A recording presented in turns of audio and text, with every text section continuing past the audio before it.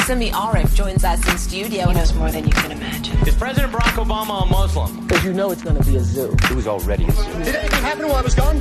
Haven't you noticed the whole place is on fire? Let me tell you why you're here. But they can only speak in question. Are there side effects? Or? Just diarrhea. My first guess is... Tumi. Look who's there, this guy. Lesser known somebodies. Welcome to Africa's 8th Best Podcast with me, Tumi Morake, and today my guest is the beautiful, the talented, one of my long-term crushes, Tumi Morake.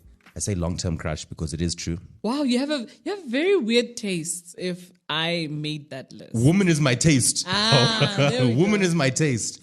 You know why? Sense. It's because you were very nice to me once at a Jimmy Killer Prawns gig. You were very nice to me. You were wonderful. Thank you were you. still a sweetheart back then. I'm still a sweetheart now. The game hasn't changed. Yeah. I was a very nice person. I just remember that you took time to speak to me, which was great. That was my first interaction with you. And because everybody was saying, guys, Tumi's back. I don't think you give Tumi's anyone a back. chance. And I was like, where did Tumi go? She's like, no, she had a baby, so she had to stop comedy. I was like, can't you perform even when you have a baby? I'm like, why did we write this person off? But now Tumi's back, guys. And everybody just say like, yo, once Tumi's back, Tumi's back. I was like, what does this concept of Tumi being back mean? I was like, what, did she take everything before? What's going on here? Then I saw you at a Jimmy's Killer Prawns and I was like, Tumi's back at a Jimmy Killer Prawns. This is the worst place to come to. Yeah. Do you remember the first time you met me though? I ask every guest this question. And they just say I was handsome. I think when I first met you, you were with, I know it was in a club. It may have been before the underground disappeared. Yeah, probably. Maybe it was Bambata Cafe. Just before it disappeared. Yeah. Yeah. With I think Robbie Collins. Yeah. them, Robbie and I fact. started comedy together. Yeah. Yeah, with Robbie Collins. And you were cool. Like you had the right level of asshole. Like you Thank you. Like I could take it. I was like, he's just a young kid who feels invincible and has that arrogance that borders on pure asshole. That's the trick to comedy. But actually. It was obvious you were, you can tell a guy who comes from a good family. I was like, this guy was raised right. And it's fine. It's enough for me, So, and that's probably why I kept talking to you and why I kept engaging you. This is the first time on I don't know how many episodes we've done. I think over 100 or so. But everybody has given me such bad reviews for this question. We're like, oh no, the first time I met you, you're a cunt. You're Deep Fried Man said you were the nicest asshole I ever met. Wow, he put it well because that's pretty much that. Where you're going, but this person, he's not about to cut me and watch me bleed. Yeah, I would help you, of course. I'm a helper. Yeah. I am the only person I think I would ever I was joking about it the other day. It's like if I saw my ex, I dated for 5 years, right? And then she married another guy. Ish. Yeah, because she got pregnant. Which in a Muslim community, scandal. For days. It's like now I know why there's so many spelling mistakes in the wedding invitation. Wow. But it's like if I saw her being mugged on the streets, I would help. I would be like, yo, does everybody, you got the phone, you got the wallet. God. Okay, give her the driver's license back. Okay. Anybody else want to take anything? Okay, cool. Shops. Okay, stop, guys, stop. She tore your heart up that much. I'm a petty person. Yes. I'll make sure. If she's in a fight somewhere and people are throwing fists, it's like one more punch. You're allowed one more punch before I'm stopping this. You know what I do like about you, and then we can stop talking about you. Thank you. Is that you just have a faulty filter. But I also like that faulty filter because it means you're true. What's a faulty you don't filter? go out of your way because there are people who just go out of their way to step on people's toes to be dicks, right? You don't do that. And that's why I'm saying I could tolerate you. And thank you. That's why years later we're still friends because I also feel like it's a weird thing to say, but most of the time you're warranted when you do the things you do. It's just that I'm also going, but I could have handled that better. Yeah, I think if I was in your shoes, I would have just. I think if I had to look back in the vast majority of things I've done, I know I could have handled it better. But I don't think you learn as a person then. And also, a lot of people talk about standing on toes. I've never met a person that stands on my toes. Because I'm just like, oh, this person is somehow on my turf, standing on my toes. I've never, but I seem to trample on everybody's toes. Well, the girl who broke your heart, who you'd watch being mugged, definitely. She hasn't been mugged yet. Yeah, she stomped the toes. Yeah, she stomped them toes real good. But that's an emotional thing. But let's talk more about how wonderful you are as a person. Oh yes, I'm great. Guys, Tumi Morake is successful. She hails from the province of Bloemfontein. Are you calling Bloemfontein a province? No, it's a city, right? It's a town. City. Free State The city is the of province. roses. Yeah. City of the province of the Free States. And they awarded Tumi Morake. They called it an icon of the Free Free State. State icon. Which in my mind was just like, who are the others? Ryk Neefling. Come on, man. He's from there. Yeah. They have pools there in Bloemfontein. Wow. Hey, no wonder he was good at swimming, huh? That thing must have been cold during winter time. Ryk, go jump in there. He was prepped. We gave the world J.R.R. Tolkien, okay? You're going to claim Tolkien? Yes, we that claim racist. him. I love Lord of the Rings. See, people don't know. People don't know that. But huh? listen, it's important to note that I am an icon of a place that had before we just had a party and Mari biscuits. Yeah. Then we came. So it's nice. It's nice to be, part of something fresh coming out of the province. Okay, I think other than you being the coolest icon from the Free State, are there any other cooler icons or the same? Brenda Fassie? No. Not Brenda. No. Don't have Brenda. I'm trying to remember who else is from Bloemfontein. Bonang. That's Mafikeng, which is also, Mafikeng gets to claim me because I grew up in Mafikeng. It's Mahikeng. No, it's Mafikeng. What do you guys want to do? You're the first guest I've ever interviewed that took out their phone midway. What's going on? Yeah, I'm taking out my phone because I'm going, I want to see who the other Free State icons are. While you do that. Tony Kgoroge, before I even finish looking, Tony Kgoroge is from there. What did he do? He's an actor, and he's also quite an activist. Actually, I don't need this phone. My favorite people that I know who are from there. Just say your friends, Doc.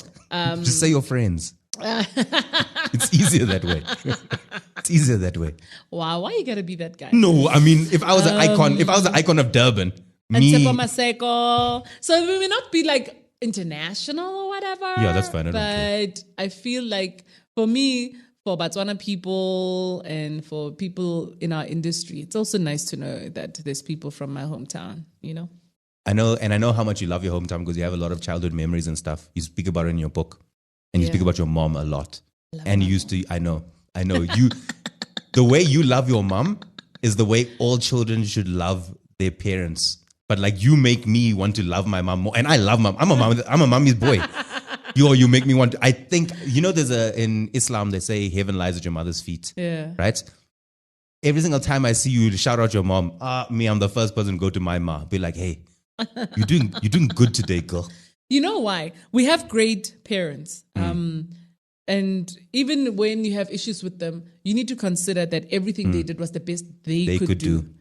And my mom, the reason she is front of thought in everything I do is because she was part of everything I do. So not all of us have parents who are part of everything we do. So watching my mom as a single parent who used to share her thoughts with me, I used to, on some level, be her friend in my later teen years. I feel like I got such an insight into her and she made me so okay with who I am.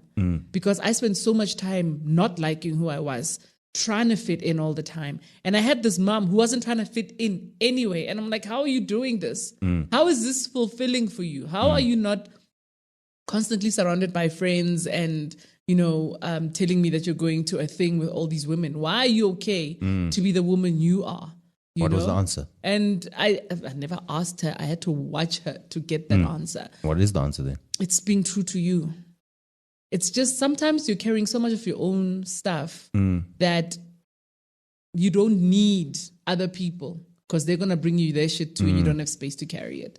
So I think that's what it was for my mom. And I also wish that our parents had some of these words and concepts that we've made in the late 2020s. Like triggering, carrying, space for you. Now imagine telling you, I could tell my father, do you have space for me? Space for what? We may think that, but I was going through my mom's photo album, and my mom used to cut out captions from newspapers and from magazines. And when I look at those captions, I feel like my mom was ahead of her time in some ways, right? My mom read a lot. My late uncle used to say the reason your mother lost her mind is because she read too much. He's wrong. Reading is the best thing ever. But he had this theory. Yeah, it's a good theory. Know too much. They read too much, then they know too much, then the mind can't handle, then you lose your mind. Yeah, I understand that. Yeah, so she read a lot. And the funny thing is I've had my mom's album forever since she passed away. I held on to this thing, which was in 2011.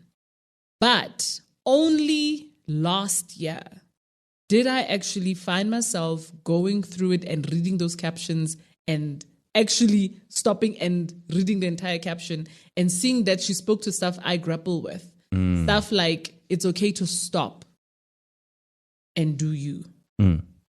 Everybody else needs you, but you need you more than they need you. You need to be okay. We need to find out what your mother was reading, bro, because I've never read that in a You magazine. Dude! I've never seen You magazine. But let me tell you something. When I was growing up, like my English, I was mostly self-taught. We were doing English in school, but a lot of it I was self-taught. And it was because my mom used to read Reader's Digest all the time. Yeah. And good magazine. She would buy books, and there was Mills and Boon in there because she wasn't perfect. That's my book. She wasn't perfect. My book. So I think my humor came from a lot of the jokes I used to read at the bottom of the Reader's Digest. Yeah. But also just my love for stories. You know, when you mentioned Mills and Boons, right? My grandfather in KwaZulu-Natal, my grandfather's name was Yusuf, but his apartheid name was Ike.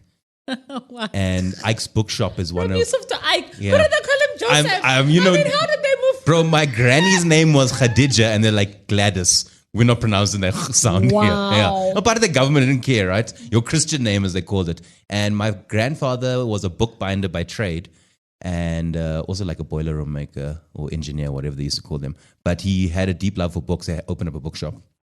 Ike's Bookstore, which is still one of the biggest. They call it Afrikaner books, but they don't spell it Afrikaner as an ER. It's with an A. K-A, yeah. And still one of the biggest in the country today. It's one of the greatest things. My biggest regret I have is that my grandfather gave all of the shares to my grandmother, and when she died, she sold them because she wanted money for her grandkids, which wasn't even a lot. We got like 3,000 rand. So, oh no! But he used to stock Mills and Boons. Mills and Boons was a skit because it taught me about white women's breasts. Oh, wow. Way before I ever saw my first pair of white woman's breasts. And I was like, this is not the thing that Mr. Mills was speaking about. I was so upset. Yeah. Okay, so you learned a lot from your mother from reading and your English language developed. But I mean, I always find humor such an important thing. Was your mother a funny person naturally? Yeah, and unintentionally. Yeah. I mean, the big difference between her and my dad is that my dad's funny as well, but my dad is joking. He's joking. My mom would not go out to be funny, but I'd end up laughing. And I think it's just the way she was so outspoken that I really enjoyed. Because, even after she passed away, when I was speaking to people who'd known her in her heyday, they talk about how, but your mom would go where nobody should go. Your mom would say... Now, my dad's like that. Like, because my dad's my best friend. I phoned him today. Yeah. Yeah, because, I hit a big lie. At this moment in time, I'm currently in Sun City. But I'm not. I'm in Rosebank Mall. Recording this podcast. Oh, wow. But I phoned him because I hit a bit of an overnight stay. But I don't want to tell him I'm hitting an overnight stay. So I'm just like, hey, I'm in Sun City hitting an overnight stay. But I was actually just in Rosebank hitting an overnight stay. Wow. And then so I didn't want to tell him. And then I phoned him this morning because I was like, yo, I miss you so much. You're my best friend. And he's like, yo, how's Sun City? Now I have to make the lie even bigger while I'm still trying to tell this guy I still love him. But my dad is a top-notch storyteller. Yeah. Like the way I tell stories, I think I'm pretty decent at it. Yeah. I mean, at least the funny stories I tell, I know. But like my dad tells stories. Yeah. Like I'm addicted to the way he tells a story. I love how we get that from our parents' DNA. Yeah. Because one of my earliest memories of having a joke explained to me, I think it got me to then start learning how to read between lines and whatever. I was a toddler. Just out of toddler age. I think I was about 5 or 6, but it's such a clear memory. I was sitting on my dad's lap because every time we'd get the Sunday Times and then we'd get the magazine and it'd go straight to the cartoons, right? And there was Red Eye. And I remember there was a gag in there that I didn't get. And he broke it down to me and I was finished. Yeah. And years later, I didn't even realize they recycled these cartoons. Yeah. I saw the same thing gag, and I was like, oh my God, I know it's good. This is my first gag that I forgot. And I was laughing. I always think about gags like that because sometimes gags come back like how you say they're recycled. Yeah. Or like they're in again. Yes. And I always see them at Muslim weddings. I always say when there's some uncle giving a talk, the first gag I ever remember is I was maybe 7 or 8 and I was at a wedding and an uncle got up on stage and he looked at the wife and the husband and he said, Aisha, I want you to put your hand over here, and Khalid, I want you to put your hand above hers. And then he said, this will be the last time you ever have the upper hand, and everybody laughed. And then recently I was at a wedding and an uncle was on stage and he's like, Faria, put your hand here. Naeem, put your hand here. And I remember just touching the guy next to me going, watch, I know this gag. The upper hand is coming. He said, this is the last time you have the upper hand. And I was like, yay, I've seen you again. So long, my friend. But how did you get into stand-up? Because it's not a traditional route for anybody, especially a person of color. It's really not a traditional route. Well, now it is. Yeah, now it is. I mean, now it is. Literally, you only have to have an Instagram account just to be a comedian these days. I've been interviewed. Or just TikTok. Yeah, or just TikTok. But I've been interviewed by many guys on Instagram, just like, yo, welcome to my show. Welcome to another episode of like sit down comedy. And I was like, yes, what do you want to say? So, and these are the questions every new comedian asks every other comedian. So, how did you get into comedy? Hey, what's your worst joke? What's your best joke? Yeah. Hey, you know when you kill? No, I don't. But it's not a traditional path. It is now, but maybe back then. Yeah. Well, for me, I was a drama student, right? And I'm so jealous. My father would never allow. Really? Yeah. My mom was just excited that I'm going to university. But so far away, University of Witwatersrand. Yeah. It was a 3-hour drive bus ride from home.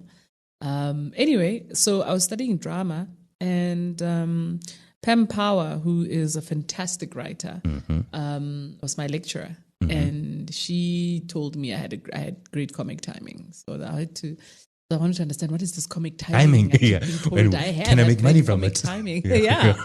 So she kept encouraging my humor. And I'd grown up being so used to my humor being discouraged that I was like, okay, I'm going to... Why so? Why was your humor discouraged? I don't know. I guess because I just kept getting into trouble for it. Do you think it's more of men are funny people and women aren't funny people? No, before then it was just, you're a girl, you're a child, shut up. Yeah, shut up, yeah. And then if the boys are clowns, it's a little bit more accepted. And when you do it as a girl back then, I don't know, it was weird. I'd get into trouble for saying something a dude would say, but I'd be the one who has to stay after school vibes. You know what I mean? Yeah, I mean, if you're going to do bad pussy jokes, just suffer the consequences. Bad pussy jokes. There is no such thing as bad pussy joke. Oh, I think you haven't been around a lot of bad pussy then. Wow. So I got to Wits and I learned improv, and while I was doing improvisation, humor would come naturally. And then I'd start auditioning for stuff that I knew would be humorous. So even with Shakespeare, Malcolm Perky used to love directing Shakespeare's comedy. So when they did Romeo and Juliet, I wouldn't really be keen. But if I knew it would be something like 12th Night or A Midsummer Night's Dream, I want to be in. No, you live my life. I'm so jealous of this. So I did 12th Night, and I got to play Feste. And getting to play the clown made me understand the role of comedy and made me fall in love with comedy, because they were like, the truth lives there. Yeah. You have to deliver the worst news to the king, and you're the only person who the king won't kill for telling him what it is and how it is. You're the only person who can say, this is what's wrong with our society right now, and the king won't freaking cut your head off. So that's how I got into comedy. I was like, I want to do this thing. Then one time there was this lunchtime comedy thing sponsored by a bank. And I was like, oh, let's go check this out. And are we not allowed to say the bank's name? Sorry, guys.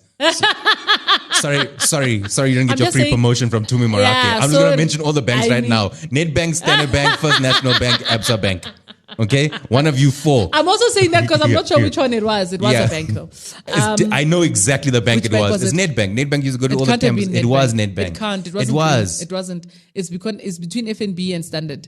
It was Standard Bank. It was Standard Bank. It was Standard Bank. Whichever one. Anyway, so David Cow was there, Riyad Musa, the Pure Minati guys. All the Pure Minati guys basically, right? And they were all doing these sets. And I was like, I'm going to do this thing. And I stayed till the end. No, I didn't jump on. I just went, I want to do this thing. Okay, yeah. Because my only real reference for stand-up comedy that I'd seen I'd seen a little bit of Eddie Murphy, and I'd seen Richard Pryor in people's houses on VHS. And so I went up to David Cow after the show. I waited until the end and I went to David Cow. I was like, I want to do what you guys do. You know, I'm sure I'll be good at this. And David was very dismissive. He was like, oh, okay, then do it. Yeah. It was almost as if you know, you're a girl, you step up to this guy, he's thinking you're about to tell him how amazing he is. Yeah. And you're going there to tell him, I can do what you can do. Can I do the thing that you do, please? Yeah, I can do the thing you do. And I've even reminded him of this. I'm like, do you know what you did to me the first time I met you? That would be so funny because I could imagine if I just did a show and let's say I did a show and I killed and a girl came up to me, because I know sometimes, especially when I do Love and Other Jokes, I know that show is so good and so emotional that girls come up going, it's now time for me to shoot my shot. Yeah. But I can only imagine if a Hans came up to me and be like, yo, really good show. Can I do this thing also? Yeah. Huh? Yeah. Get out of exactly. here. I'll be so mad with you, to be honest. And funny enough, then he turned out to be the guy to give me my first big gig. But so that's how I got into it. And then it would be a few more years before I start. So 2004, my husband, who was at the time my boyfriend, was doing this charity show. Also met him at university. Yes. You see, can I just raise one issue that I have? I mean, I love your husband. I think he's a cool guy and everything. Doesn't like greeting me though when he sees me, because I think he goes, do I know you or do I not know you? My husband greets everyone. Don't greet me. You may be missing his greetings. No, maybe he's jealous of me. Because maybe he must have said, you know, or he feels like you ignore him. If I was 10 years younger. That's not maybe you told him, hey, if I was 10 years younger, Tumi would be on my list. I would jump in there. Tumi would be on my list. No, he does greet, but I always think like you don't want to start the convo. Like you don't want to go like, hey, how's everything going? How's things? Are you fine at home? Yeah, maybe he's approaching with caution. Yeah. But I also go like, you met him at university and you got married. Then I was like, sure, dedicated your life to just this one man. I could never dedicate my life like that to one from university. Oh. You know, the first girl I dated in university, her name, I can't remember what her name was, to be honest. Wow. But I remember I came home and I told my dad I got a girlfriend, and he's like, first semester or first year, come on, man. Come on.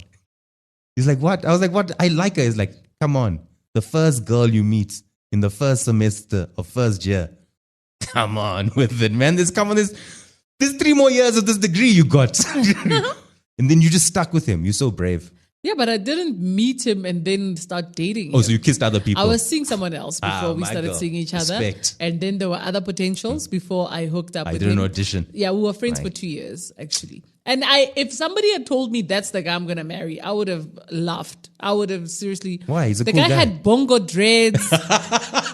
He was still very Eastern. He spoke like this, but he has a black guy spoke like this.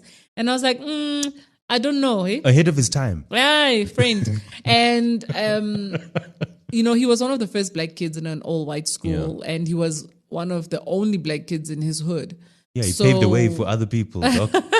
So I think when I met him, he was still now finding himself in a space where, wow, there's more people who look like him. Yeah. And What do you mean you don't sound like that? Gents? Yeah. What do you he mean was a skater boy, yeah? What's he going was on a here? skater. I was like, yo, guy, I can't, I love you, but wow. Me, I'm from the hood, dog. Yeah, he was my friend. That's why he was my friend. He was such a dope guy. And I don't know what happened 2 years later that suddenly made him hot. And I was just like, oh, hello, hi. I didn't see you like this before. You would have killed in the Tinder streets, huh? You would have killed. Your options would have been out of this world, girl. Except when you got to Bloemfontein, because Bloemfontein Tinder is shit. But I mean, oh really? I would think even Uber's in Bloemfontein. There's Uber in Bloemfontein? Nah, there's like a few. No, I think I the haven't taxis been. are killing it there, bruh. I mean, I haven't been there in years. The only time I remember going to proper Bloemfontein, when I did MTV's You Got God was a prank show. Yeah. And before that, I did a gig at Windmill Casino with Ronnie Morimola and Toles Mo, but the promoter couldn't pay us. What? He said he didn't have any money. And then he said, but James, I can offer you other things. And then he offered the offers were a brothel or drugs. Oh, wow. Right? And I don't know, slam the other guys because I don't even say what they did. But basically, I had worked out that if they chose the other options, this guy should have enough money. So then I was like, hey, man, can you just give me my fee because I just want to go back to the hotel room and I'm going to sleep this thing off. That was one of the craziest gigs as well I'd ever done. My first time, my car also broke down. I didn't know what to do. I didn't know. Privileged kids. Don't know what to do when your car breaks Hey, down. I didn't know what to Dude, do. my first car, I knew when there was a problem, I knew what the problem was, and I knew where to get what I need to fix my car. It was an old 1990 Toyota Corolla. It's good. And Good. yeah. I mean, I know how to like change a tire and stuff. I just didn't know what to do when my car overheated. Other than pray. And back then I was a very good, very, very, very good Muslim boy. So like, oh Allah, please just get me back home to Johannesburg. I just need to get Did you back know home to use freeze? What is it Antifreeze. called? Antifreeze. I wasn't even close to a petrol station to find wow. antifreeze. I remember it was a tough time. Should have always had that in your boot, dog. Dog, now I don't even, I don't travel now without one of those tire pump things. You shake it and then you put the foam inside. It gives you like 200 kilometers. I don't drive anything that's not a luxury car where I can just press a button and someone helps. Hey, my man, I saw you drive a Jaguar. Then I saw what happened to that Jaguar. So maybe you should not drive luxury cars. Maybe you should go back to the Toyota I wasn't Corollas. driving though. You see, I mean, then you say. I wasn't driving. Yeah. Okay, I've got it. You don't have to, yeah. I love it because this is my favorite part of conversations when people forget like where to go and segue into. I've got you. No, you literally, as you said that, I actually got the image of the Jaguar in my head and that just threw me a little bit. So. Yeah, I know. I saw that and I was going, now none of us are going to get fucking Jaguars.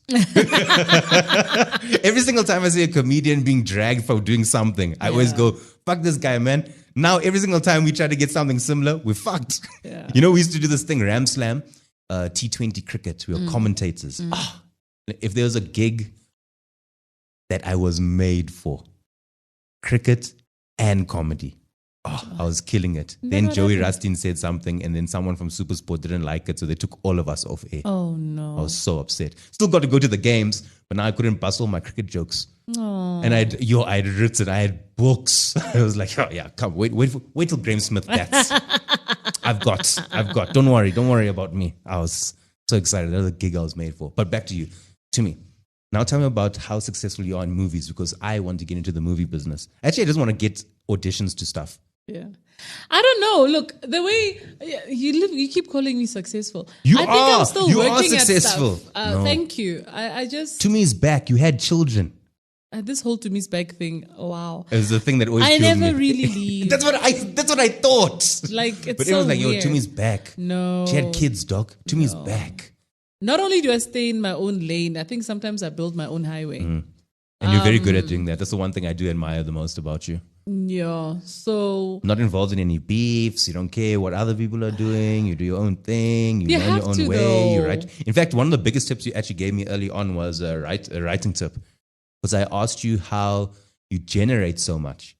And you told me you wake up in the morning and you take a full scrap paper and you just write. Not a gag, just write the whole page. Yeah. And I started doing that until all of my pages started becoming about Elvis Presley. And then I was like, Okay, we need to investigate that. No, I love Elvis. I just love the story about behind Elvis. Super successful, never left the States, only loved one woman.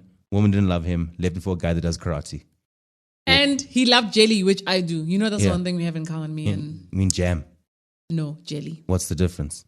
Jelly. Oh, As in jello. Oh, yeah, Jello. yeah, okay, Jello. yeah. Their jello, our jelly. I mean, and so that's how I started. And to be honest, that's probably the biggest tip I've ever gotten. Like a practical tip for anybody that does stand-up comedy is to actually do that writing process. It helps the most. It does. I must actually remember to do that because I've been feeling pretty... Yeah. But it's deeper than just writing. But Sorry, bro. So going back to the fact that I studied at Wits, you know, I went there with a plan that I love this industry. I saw my first musical when I was like 5 or 6. And What ever was since it? then, I was like, I want to be an actor. Yeah. I love musicals. Right now... Have you watched Hamilton? Yes. I think I I've speak watched- about I watched it when I was in the US. I actually wanted to see it live, and literally the week of us going to watch Hamilton, that week, New York went into full-blown like lockdown. Cuomo was like, that's it, in 24 hours, we're done. Anyway, so I studied this stuff because I wanted to get into this industry. Yeah. And the big things I wanted to do was I wanted to perform, I wanted to write, and I wanted to direct.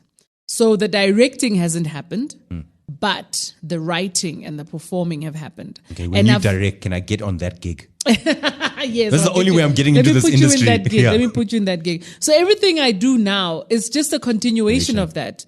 you know? And there'll be people who don't know your journey. People meet you at different parts of your journey and they decide they know who you are. You know, there are people who, when they saw me on TV acting, were like, oh, now every comedian wants to be an actor. And I was like, no, bitch, you don't know me. Yeah. I've been doing this, you know? But the people who've been with me throughout my journey will say, yo, I remember when I first saw you on Soul Buddies. And I'm like, yeah, Soul that's how Buddies, Soul Buddies. So I did that. I did Soul Buddies. And because I'm chubby and I don't have like an archetypal look, it was hard for me to get into any kind of TV thing, right? Outside of freaking Soul Buddies. And so what I did is I'd get onto writing teams and I'd pick a character and I'd purposefully write these characters to my performance strengths. Yeah, so they and had when to, they do auditions, I'd say, I want to read for this character. And I would. So nothing's ever been handed to me. That's the one thing I'm proud of. And I always say it with pride. I was not discovered. I'm trained and I work at what I do. I used to go to workshops. You know, when you don't have money. Yeah, and I do know. Continue. Tell friendship. This. I do know a You lot don't about have this. money and you hear that there are workshops and you know if you go to this workshop, then SABC workshop or it's a writers association workshop, and you know there you're at least guaranteed coffee and maybe biscuits sometime in the morning before they all run out. And I would do those things and I wouldn't have transport money. I'd literally walk the distance from Auckland Park to Yeovil. But I do that because I'm going to be in a room full of people who make TV. I'm going to be in a room full of people who can see what I've written. And I'm going to show them what I've written. And when it's time to put up your hand in that room, I'd put up my hand, you know? And so that's how I got my first writing gig for SABC with Akino Moto Show, where they were producing a sitcom. And I'm so proud that, in fact, every sitcom I've ever written on has either won awards or been nominated for awards. And I go, for me, I don't need anyone to come and big me up on Twitter and on whatever. For me, that's when I see the work being recognized. I go, okay, I did a good job. Let's move on. You know, here's the flip side of the coin. A lot of people, I'll just speak for myself. Well, I don't need them. I have tried everything. To be in writers' rooms, on stage. I fucking auditioned for, and I've got not Osman. Osman's my agent for like comedy and stuff, but like advertising agents. You know, it's like, oh, come, let's audition for this thing or this show. To this day, I have not had one. Have you ever asked why you didn't get cast though? Because listen, this industry is about rejection, by the way. You get rejected. I don't mind for years. being rejected. I mean, I still face rejection to I don't this mind day. being rejected. Yeah. I don't think I have asked properly, and I think the times I have asked, I haven't been given a sufficient answer. And I'm also one of those people where I'm like, I'd rather not know the worst. Then how are you rather going to not know. improve? How are you going to? I don't know. I don't think I have a You look don't to ask improve, people- bro. I think I'm 33 now. I'm actually You're gonna. still freaking young. I'm bro. writing off my life, bro. I haven't been in a TV show, like a big TV show. Have you auditioned to be in a TV show? Yeah, I did. What? Demnelon. I wouldn't cast you either, Simi.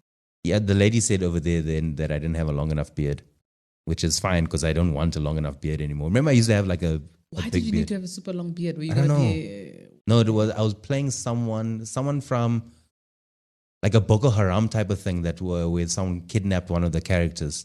You know, one of those great ideas that a writer's had. Wow. Like, yo, let's get someone that looks Muslim. You cannot You know? be disappointed you didn't get that role. I know, but I'm just like, I would like a role. That's what I'm trying to work. Like when you spoke about musicals, here are some of my dreams. A pantomime, definitely need to. You be in can a definitely pantomime. get into a panto. I just want to be the villain of the pantomime. So with the kids Oh, you go, have to be super famous "Where- for that." where is he? He's behind you. Where? Behind you. I love that. And then Yeah. any musical that involves me singing. Yeah. Like when you mentioned Hamilton, Yeah.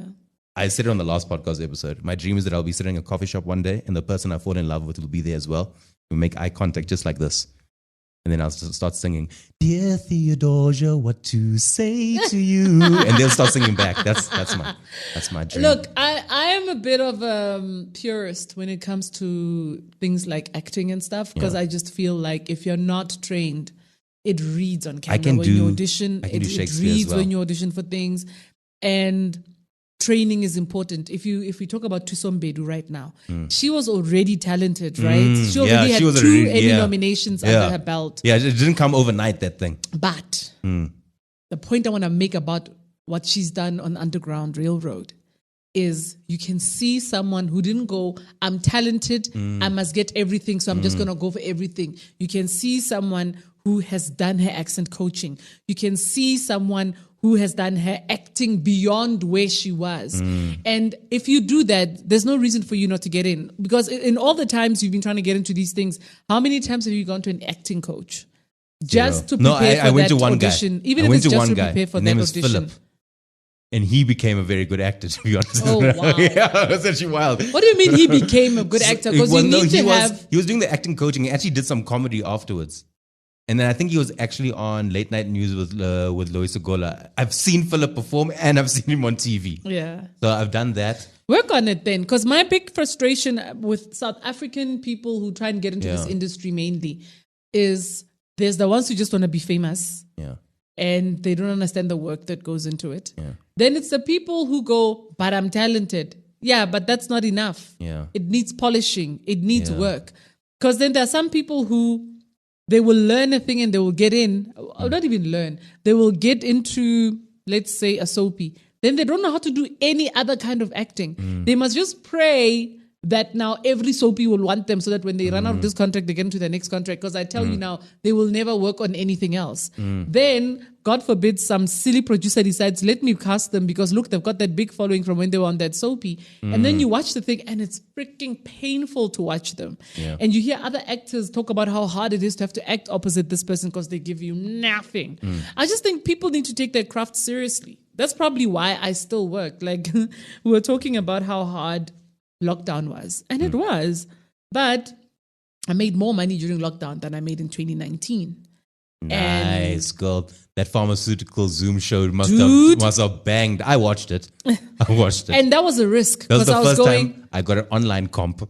I was like, I'd gotten comps throughout my whole life, but the first time someone sent me a link, I was like, wow. And when I did that, I went, Tumi, you're trained. You trained to perform. When you perform to an audience, you're feeding off their energy. When you write your gags, you're writing them going, this is the point I'm expecting a laugh. This is a point we need to stop and think. This is a point. So it helped that I don't just do things, I learn. And yeah, it helped. I was doing virtual shows. I was doing a radio show. I ended up working with BBC. And also, it's because I'm not afraid to ask. You know, people will go, I'm so and so. I don't go ask. They must talk to me. They must call me. Talk to my...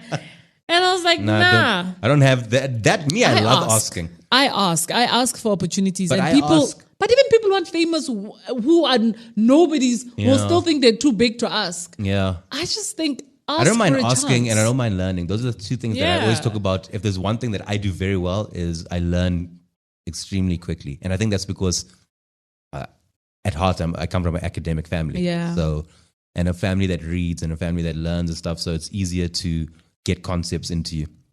And I think one of the things that I love, one of the main reasons I like being single is the amount of curiosity you can still have. Because sometimes when you're not single, when you're with someone, the curiosity diminishes because you're curious about the other person. Yes. Not like only in a sexual way, but like just like there's another human that you care about. But now, I have a better relationship with Riyad Musa's children than I have with Riyad. I can speak to Riyad about comedy all the time. Yeah. But his kids teach me so much about being kids. Yes. Then you're just like, wow, what do you mean? Oh, you're learning the Quran off by heart. Is that easy? I'm Muslim myself. It's just like now I hear his kid going, oh, well, and then his daughter likes playing with slime. She's like, if you take wood glue and stuff like that, you learn so much more. Yes. But the point that I'm getting at is that when you direct Shakespeare, the next Shakespeare play that you're going to direct, the first one, Black Romeo and Juliet, I don't care what. I'm ready. And I'm ready to do my audition right now, in fact. Okay. Out, brief candle, life is but a play. A poor player that struts and frets upon the stage and then is heard no more. This is a tale told by an idiot, full of sound and fury, signifying nothing. What did you just tell me? I just busted a bit of Macbeth. No, there. but what did you just tell me? What was happening in that moment? Out, brief candle, life is but a play. So they're talking about his life, or her life. I think they're talking about Macbeth at that moment. No, Macbeth is not the girl. No, Lady Macbeth. Lady Macbeth. out brief count. She's about to die. Life is about to play a poor player, a person that plays the game of cards and is poor for it. The struts and frets upon the stage. A person that just goes up and down, trying their best on the stage. Poor player that struts and frets upon the stage. And then, I can't remember my own lines. Signifying nothing. They doing enough things, being flustered and frustrated upon the stage, acting to none of their betterment, and still remembered as nothing. I think that's the closest. So now when you say those lines again with that meaning, have you ever tried saying those lines in iambic pentameter? No. Because you know they're all written in iambic pentameter. Hey, we're learning big words over here. And sometimes when you don't understand what the thing is saying, reading it in iambic pentameter. Hey, I'm so jealous. I just wanted to do drama when I got to university. But I should never have done law. You know what? Access. Another exciting thing about South Africa is that there's always an opportunity. Like, I remember sitting, oh my gosh, a few years ago, there were 2 UK actors. One of them is actually an Oscar award-winning English actress. Riz Ahmed, my man. And we sat there and you get to hear about story and you get to learn different ways to understand and read Shakespeare. So if you really want to do it, it's not necessarily so deep as go into an educational institution, but it's about keep your ear out. When you hear that, hey, we're having a talk with so-and-so, we're having workshops, we're having masterclass. I even went to the UK once for a masterclass on musical theatre. And I spent a month learning. What's your favorite musical? About musical theatre. Definitely Hamilton right now. Everybody loves Hamilton. It used to be Sarafina. And they stage Sarafina, not TV Sarafina. I think every South African comedian at some point had a Sarafina gag as well. And they whipped them. It's like, let's all make fun of the whipped. Every South African comedian. But I also haven't watched enough musicals, man. Moana, dog. The Color Purple was also ridiculous. Was cool. Oh my God. I loved it. No, Little Shop of Horrors. Yeah. Suddenly Seymour is standing beside you. Jacob and the Joseph and his multicolor coat. I wore my coat with golden lining, bright colors shining, wonderful and new. I always love this story the most because even in the Quran it says when Joseph's brothers got rid of him, right? And then they said, hey, he was chowed by wolves. And then the Bali didn't go look for bones. Why you want to see that? You're going to get traumatized. Like, yo, dog, my son just got chowed by wolves. He didn't want to traumatize himself. It's actually interesting because, I've married into a very Catholic family when you speak, because now when you speak about Ria's kids, I actually thought about that in the Quran. I've married a very Catholic man from a very Catholic family. And they're also reading the Quran, But here's a funny thing. No, our middle child asks to pray. It's like, please can I bless the food at lunch? Okay. Nice. Do your thing. Here's my child. I can't remember the prayer, but he said we just heard Ismillah, Bismillah. We're like, what? Allahi. No. We're like, what? And he did an entire prayer. That's my G, dog. That's my G. I was like, what just happened? Now he has a little mini Quran. We got him a little kid's Quran that's more easy. It's easy for him to understand and read. And we were like, because what surprised me then about my husband is because I was going, this man's gonna freak out because now, as far as I know, we're supposed to be raising these children Catholic, and it's like the principle in our family is we want believers. You need to believe and you need to find your relationship with God. It doesn't matter what age you are, because no one can really say at what age you find spirituality. And where did the kid find the Quran? His favorite teacher in grade 2. Wow, was Muslim. Yeah. And he loved her so much, and he was so, and his best friend's also Muslim, and he became fascinated with the religion. And I was like, you see, it's coming from a place of love and a curiosity about the people you love and you've connected with.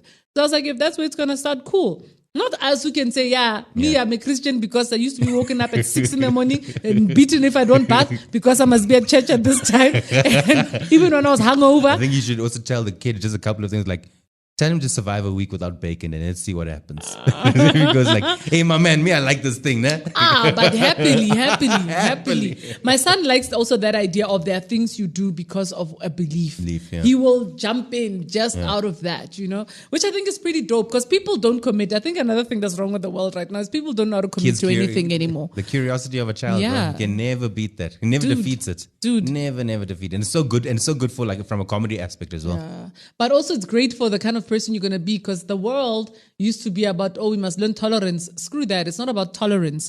It's about knowing that the world doesn't revolve around you. Of course. And so it's about coexisting and being a part of everything that's around you, no matter how you don't understand it, how much it's not part of your reality. It actually is a part of your reality. It's just not a reality you are conscious of. So I feel like whatever they do, at least when they meet new people, they'll be open. Like, I don't know, the thing you're saying about learning from kids, it's a lot I learned from my kids. Like my kids, I didn't even know they were gay fairy tales. Until during lockdown, my firstborn introduced me to these things. And any parent can be first question asking themselves, oh my God, is my child trying to tell me something? But this was my kid going, can you believe this is what I read is The True Princess? It's actually pretty funny. I enjoyed this story and whatever. Then it took us to an LGBTQI conversation, which took us to, because now he's older, he's 12. He goes on YouTube, he games. Now he's able to pick up when people are being homophobic, what's not okay, what is okay. And he's one of those guys who likes to stand up and speak out. And I go, you see, if I can raise those kinds of humans who... You are safe. They will have their faults, but they won't be idiots. Because I feel like you have to be idiotic to be hateful. Yeah. It's also I was explaining to my dad, maybe it's a thing because of an older generation. So trying to explain to my dad what non-binary is. Yes. Sorry. So I know it sounds like a funny setup.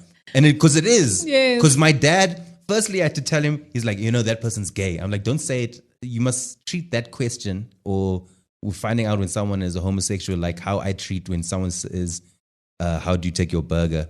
I was like, don't put any ketchup on. Yeah. I don't go, don't put any ketchup on. I'm like, there's a difference of it. So he's like, what's non-binary?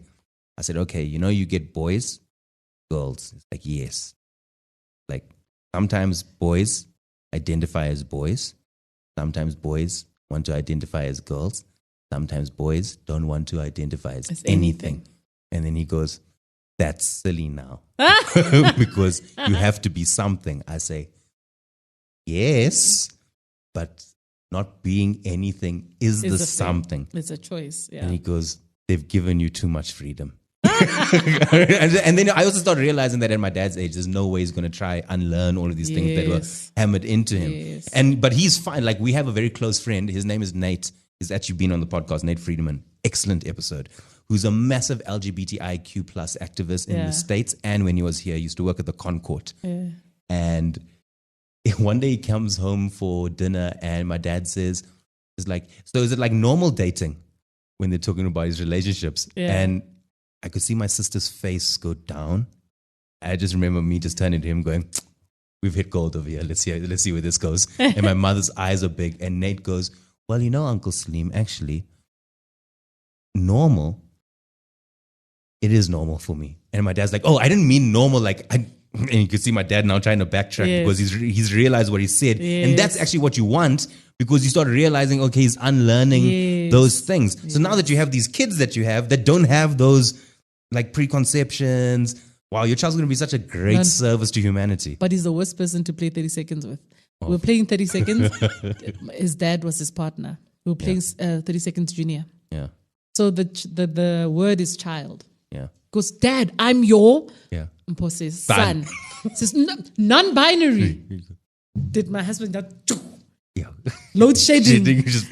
And I was like, it's probably because it is quick thinking. If we were just chilling, have a conversation, I think we would have arrived at what because then this child says non-binary and he goes, yo. No, I don't.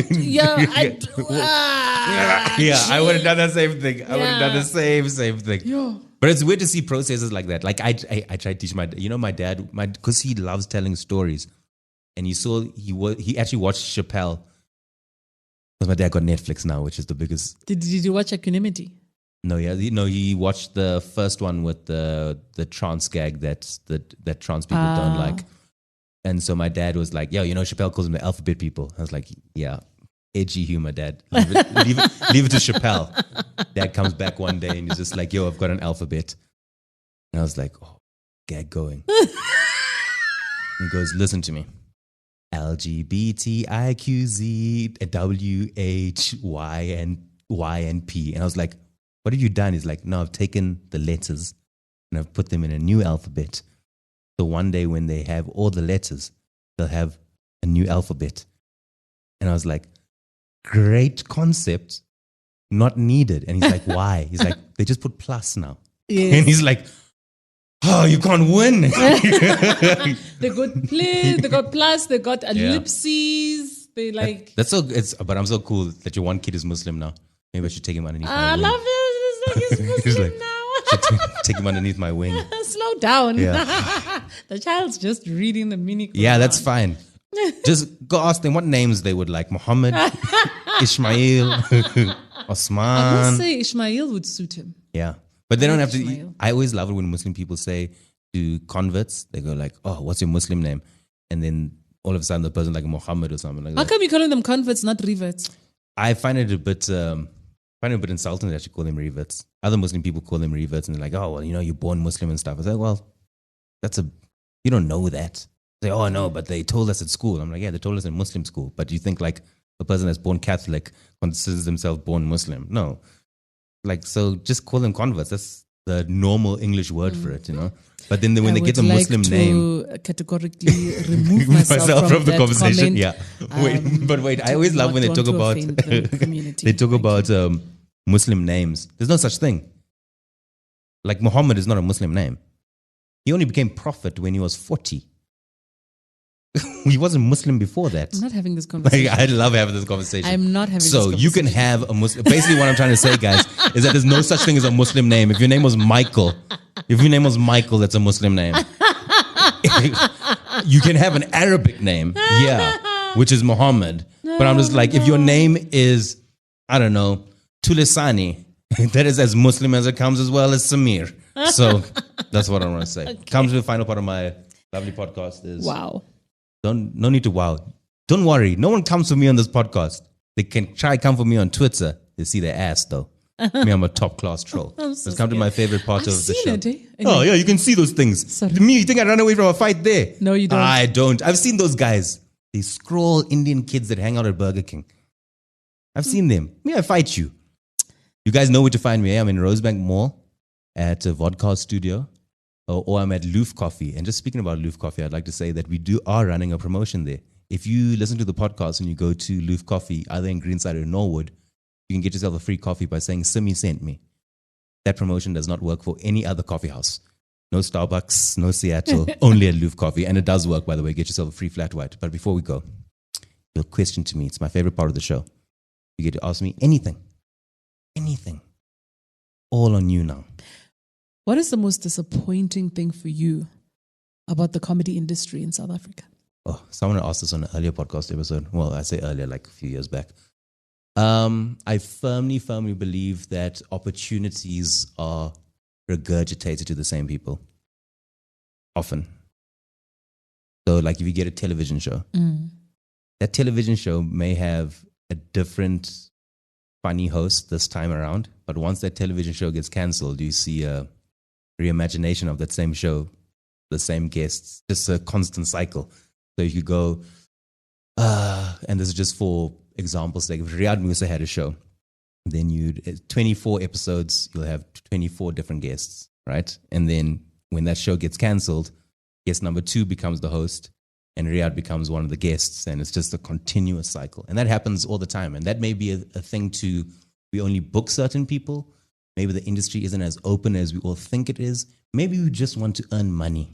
But do people actually show up, Simi? Because for me as well, I feel like... What do you mean by show up, though? Because you need to deliver. I think... No, people do deliver, but I'm saying by the same people... If you hosted a television show, which you have, and the show gets cancelled, right? Yeah.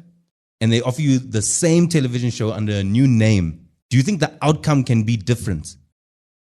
No. So why would you give the show back to you then? Unless they're going to learn from what they got wrong with the show the first time. I don't know. But you asked me the question. I just gave you my answer. I'm not saying I don't think that that's Tumi's the TV untalented. industry. That's not the comedy industry. I was asking what disappoints you about the comedy industry in this. But I think that's a country. facet to it because the people that book Not really. The people who do the TV shows don't even understand the comedy industry. Okay, and I'm saying this because I've been in that specifically space. comedy. Specifically the world of stand-up in this country. In South Africa. I don't think we invest in it. I mean, this is one of my qualms. I think I could list about 30.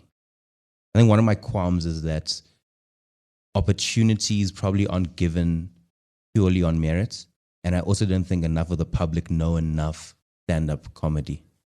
You know, there's people that do shows that you and I don't even know they exist. I think I did a gig. I don't remember what the town was, man. It could have been Witbank. There's a guy who's very short, trying to find the political correct term and not use. He's a short person. He's a dwarf. He's a little guy. Yeah. This guy sells 5,000 tickets. Things we'll never see. I mean, maybe we will, but like always sells 5,000 tickets. That guy doesn't have like big representation. Also, there's a point of the African comedy where just like the TV example, the same guys get the same gigs over and over and over again, continuously. So you don't get like someone else that gets an But you opportunity. should be creating. Who are you expected to create opportunities for you? Because the guys I know who are killing it, like a Mashabela, nobody was hiring him, and then he went and started his own thing. Yeah, but now you're asking for the solution, and I'm not asking for a solution. No, I'm just saying. But wait, but you can't say that's the problem. Because no, that is a problem. That is in an industry that's new, that's as new as ours. No, but if you have a comedy, okay, I'll just name it because who runs comedy here? No one runs comedy. Let's just here. take an example, right? Because if you're talking about solo things, I do enough solo things. Yeah. I'm not talking about solo. I'm talking about Wait, you look at something like Comedy Central Africa, right? And their slogan is the home of comedy. Yeah, but only a few of us have the keys. The others invited here and there. Maybe you get it a weekend away. That's the best they do. They use the same talent, the same acts continuously. There's no talent development there. So those may not be comedy people. They may not know a certain amount. They may not know Mashabelas. They may not know. They may also know. But they may we're so comfortable working with the same people that we do. That's also fine. But you ask me what disappoints me. That's what disappoints me. Now ask me if that affects me or hurts me. The answer is no. The answer is no. Sometimes I don't wish for other things. When Trevor got The Daily Show, I remember speaking to one specific comedian who said, I can't believe you got The Daily Show. I said, what makes you believe you couldn't get it? He was already on it. Yeah. He's like, but that's something that I could do. I was like, your hat's not in the ring, Joe. What do you mean that's something you could 702 do? phoned me and said, would you like to comment? I said, yes, I would love to comment on another person's career and never comment on mine. And they said, what do you think about The Daily Show? Would you have loved to have done it? I said, to be honest, I've never watched an episode. Yeah. It's not something, that's not in my dream book. Yeah, it's true, actually. When I watch it, I go, I couldn't. And this is another thing that people really need to learn. Yeah. Is stop wishing for things which if they were handed to you, you wouldn't know what to do with You wouldn't them. know what to do with them. You wouldn't know what to do with it. I know I wouldn't.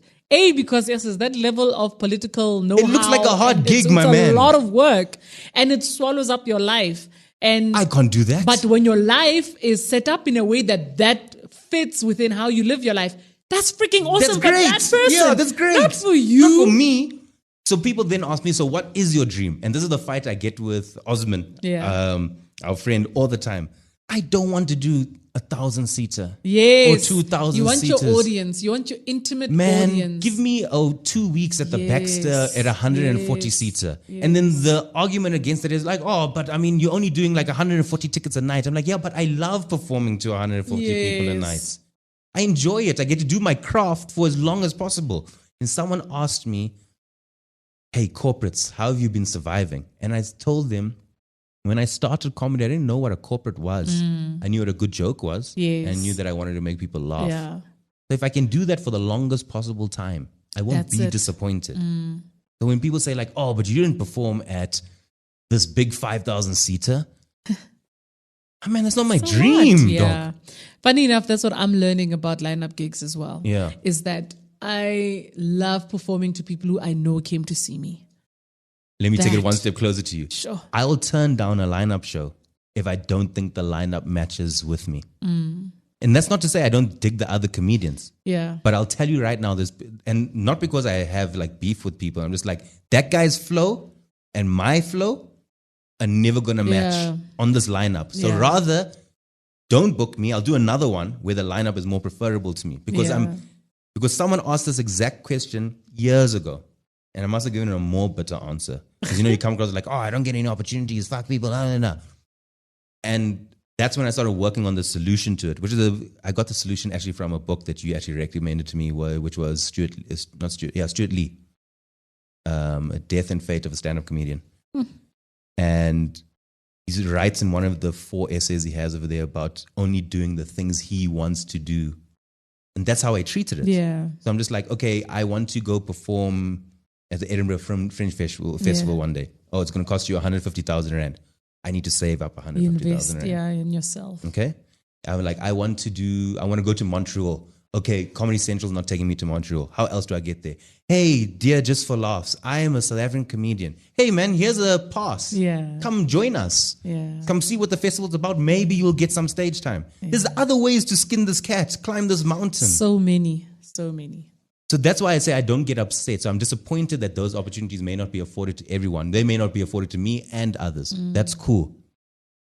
And you actually asked me the thing that disappoints me the most about South African stand-up comedy is the level of it. My God. If I have to hear another coronavirus joke. Oh my God, that's the only thing. If you don't have any other questions. I'm done. I think yeah. Did you learn anything from me today? I learned a lot. I learned that you actually listen when people give you advice. I learned that you actually do go out and read books when people tell you to read them. I listen to people. You do. You listen to people. And you're doing what you love, which is dope. No, I want to make money. Can that not be the thing I love? Hey, I love money, man. The money will follow naturally. I'm 33, ma. You're a baby. I've got no wife. All right? What's the rush? Kids. You want babies? Hey, let me tell you what I want. Oh, it's almost old misogynistic gag just came into my head, but I'm going to do it anyway right now. I want 5 kids. 2 doctors, a lawyer, an accountant, and a girl. I remember someone did it in English class once when I was in first year, and everyone was like, "What the fuck?" But no, I want a child. I want a son or a daughter, and they're gonna play cricket, and they're gonna become a leg spinner, and I don't know how I'm gonna afford the school fees, but I want that worry. I want to have the threat of telling someone one day, going, this roof and this food. But yeah. Oh, wow. Okay. Well, other than that, Tumi Morake, I love speaking to you. Always love speaking to you. This is fun. Thank Please you. be my friend always. Forever. Thank you. Bye. Bye.